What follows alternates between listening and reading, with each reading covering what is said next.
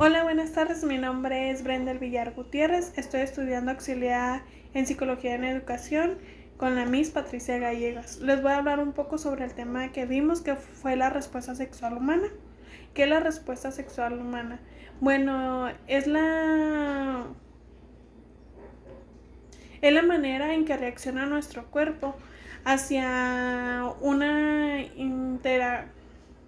entre el estímulo o la interacción del acto sexual cuando empezamos una relación sexual, que puede empezar por la masturbación, o tocamientos o un beso. Es la reacción de nuestro cuerpo, como cuando nos empiezan a besar el cuello, nos estremecemos, entonces estamos reaccionando, estamos dando una respuesta hacia ese acto. Entonces es la reacción de nuestro cuerpo hacia una caricia, un beso e incluso a la masturbación. Reacciona nuestro cuerpo hacia esas caricias. Y sin embargo también la mayoría de los hombres tienen una erección cuando están dormidos, entonces tienen una estimulación y una respuesta sexual, ¿verdad? Que muchas veces no es necesario ni de tocamiento, ni masturbarse, ni un beso, ni nada.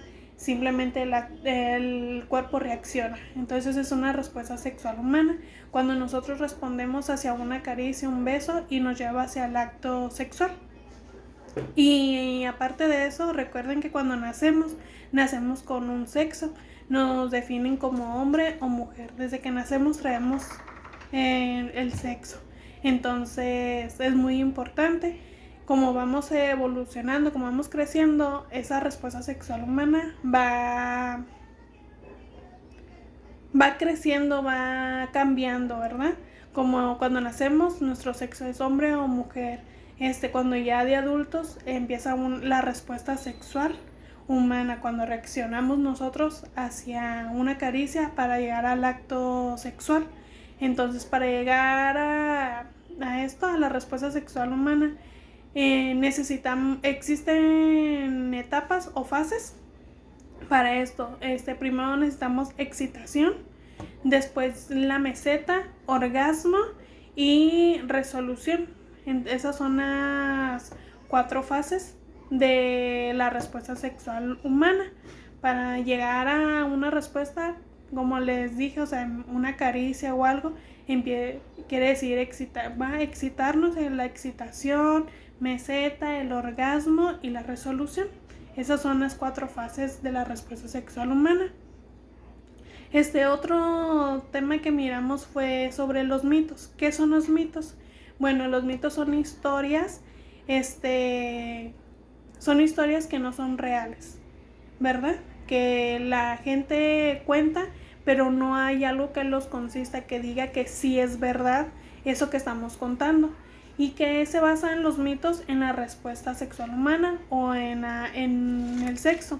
Bueno, tiene mucho que ver porque hay muchos mitos en las relaciones íntimas como en otras cosas. En esto, un mito en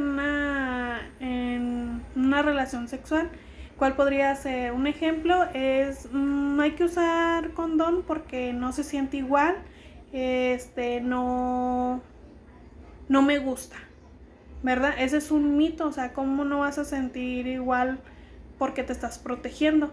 Ese es un mito que la gente dice, pero no hay algo que lo sostenga o que lo afirme. La ciencia de que sí es realidad, de que usando condón no sienten el mismo placer ni la excitación. Ese es un mito sobre la sexualidad, de la respuesta sexual humana. Otra de ellas es que muchas personas piensan que cuando se realizan una cirugía, que es cuando te operas, como los hombres cuando se hacen la vasectomía, piensan que cuando se hacen eso ya no van a tener la misma potencia, la misma fuerza, ni van a tener ganas de tener relaciones íntimas, y se les baja la autoestima a algunos. Ese es un mito, igual como las mujeres cuando se operan igual para ya no tener bebés. Y igual muchos dicen que se les quita el apetito sexual, ya no tienen placer. Ese es un mito. No es cierto que cuando te operas se te quite el deseo sexual. No, no se te quita el deseo sexual cuando te operas. Ese es otro mito. También otro tema que miramos y fue un trabajo de campo. ¿Qué quiere decir eso? Que fue cuando ese trabajo lo realizamos en las calles, en las escuelas, parques, donde pudiéramos dar información a la gente, a los padres de familia, sobre los métodos anticonceptivos. ¿A qué edad podemos hablarle a nuestros hijos sobre estos métodos? ¿Cómo hablarles? Y sobre todo explicarles que no se malinformen por fuera. Es muy importante que nosotros como padres de familia informemos a nuestros hijos sobre los métodos anticonceptivos. A mí me gustó mucho este tema porque pude interactuar, pude hablar con más personas y conocer un poco más de lo que piensa la demás gente. Entonces, pero es muy importante porque ahorita como está la actualidad, hay muchas jovencitas que se embarazan desde muy temprana edad. Existen muchas violaciones, ya no importa si es niño, es niña, ya no importa el sexo. Entonces es muy importante informar a nuestros hijos sobre los métodos anticonceptivos. ¿A qué edad podemos empezarles a hablar a nuestros hijos? Bueno, desde los 9 a los 10 años. De 9 en adelante ya podemos hablar un poco sobre los métodos anticonceptivos, qué está bien, qué está mal, que tener confianza, que romper esas cadenas de la vergüenza de no hablar con nuestros hijos sobre estos temas, dejar el tabú a un lado y hablar con nuestros hijos. Igual podemos hablar con nuestros niños pequeños. Obviamente cada etapa, cada edad es distinta para hablarles sobre este tema, pero sí podemos hablarles y sobre todo que se cuiden nuestros hijos y nosotros igual como padres estar muy atentos y no darnos vergüenza sobre estos temas. A los niños pequeños les podemos hablar, obviamente no les vamos a hablar ni de métodos anticonceptivos ni de acto sexual, nada de eso, no llegar a ese punto, pero cómo podemos explicarles a un niño pequeño de 4, 5 años, 6, ellos empiezan a conocer su cuerpo. Entonces es muy importante hablarles sobre el niño tiene pene, la niña tiene vagina, no ponerle sobrenombres, decir las cosas como son, porque nosotros como adultos somos los que ponemos ¿qué se podría decir? Se me fue el morbo. Nosotros como adultos ponemos el morbo. Los niños no tienen morbo, son inocentes. Entonces no les dé miedo hablarles las cosas y decirles los nombres de las partes íntimas como son. Y decirles, es para hacer pipí, tienes ano, tienes colite y es para hacer popó. Nadie te tiene que ver, nadie te tiene que tocar. Todo eso podemos hablarles a nuestros niños y así prevenir un poco. Y más que nada los sobrenombres, ¿por qué? Porque muchas veces ponen sobrenombres que la galleta, que la papita. Entonces, si uno de nuestros niños llega y es que me agarraron la papita, que vamos a decir nosotros, ay, no importa. Cuando realmente que estamos hablando, ¿verdad? Prevenir que dañen a nuestros hijos. Igual a los adolescentes, irles hablando sobre los métodos anticonceptivos. Va a llegar el momento que ellos van a experimentar, que van a querer probar. Y mi amiguito me contó esto, me dijo que así y no nomás es para prevenir embarazos, sino también enfermedades. Entonces, uno de los métodos, pues es el más común y la mayoría lo conocemos, es el condón. El otro método anticonceptivo es la pastilla del día siguiente, las pastillas anticonceptivas, el parche, la inyección. Entonces existen muchos métodos anticonceptivos. Igual podemos ir y llevar a nuestros hijos ya adolescentes a un centro de salud que les expliquen de qué sirven, a qué edad podemos utilizarlos. Y más allá de una prevención de embarazo, es para prevenir nuestra salud, prevenir a nuestros hijos de su salud, de infecciones sexuales.